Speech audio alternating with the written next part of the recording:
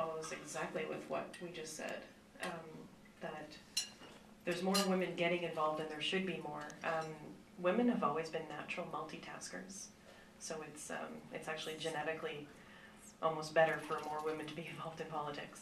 And men kind of tend to look at things in blocks rather than all looking at the bigger picture altogether and things like that. So I think women, like, naturally, we tend to be usually better leaders, even though we don't want to admit it. If you look at almost every household with multiple children and things, it's the mother that runs the whole show. So I think it's very much important to get a lot more women involved.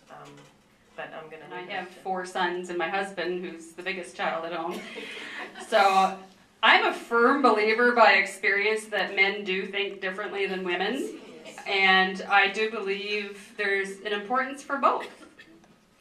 And I think what's been lacking in policy decision making at government tables at any level I look at is the fact that there aren't more women there. And the thing is, when if it was all women, I don't think I'd like it either. I think there needs to be a healthy balance of both. And I really believe that is what's lacking in our education system, our healthcare system, our agricultural system. If I look at any kind of policy, the fact that it's only looked at from one side, and I know I'm being very general when I say that, because not all men are the same, not all women are the same. But I do believe men and women do have different value systems. I do believe women are innate, born nurturers. And they do care about the health of their parents. They care about the health of their children. They care about things that men don't necessarily put as the top priority. And we all care about money, but money's not everything. And I believe for women that we see money as a necessity, but it shouldn't be the number one priority. And we even sacrifice our own careers, if you look around, to not have the money to be able to provide and to be there for our kids or our parents or for those things that we do value. And I think that's a real big difference between men and women, and one that's crucially needed in decision making. The idea of demographics and the concept of women's issues. Second would be the message that it sends to our young people by not having a healthy representation. And thirdly, that women in legislature, I really believe, would improve the effectiveness. And I'm going to just elaborate briefly on each of those points. In terms of demographics, quite simply, we represent roughly 50% of the population, and I think that split should carry over into legislature and any other political body.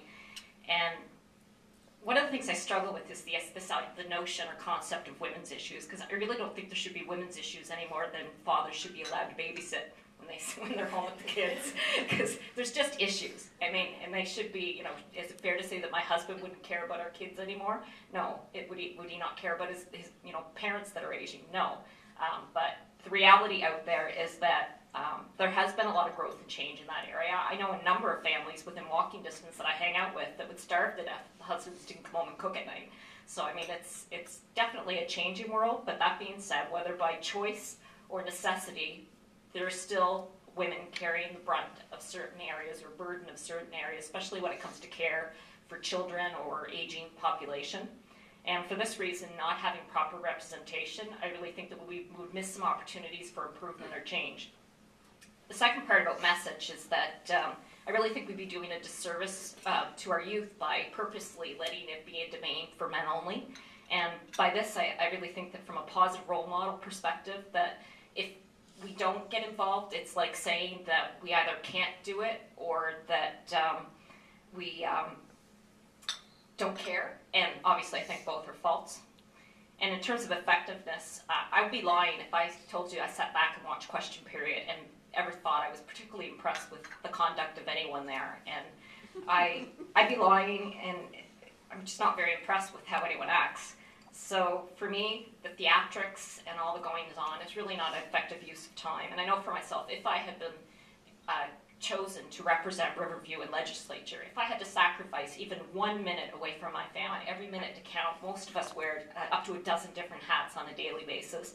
And the idea of sitting around legislature boo-hooing and you know, trying to get the kill shot in, or, you know, that's just not how I want to spend my time. And I think as we get more women in politics, that I think that atmosphere will change, and we'll want to see a more effective, like, maybe we don't sit as long in the legislature. Maybe the fact that women, they say that women can't be away from their children, you know, maybe they don't need to be there that long. If you're spending less time boo-hooing and attacking each other and you're productive, then maybe that's not an issue.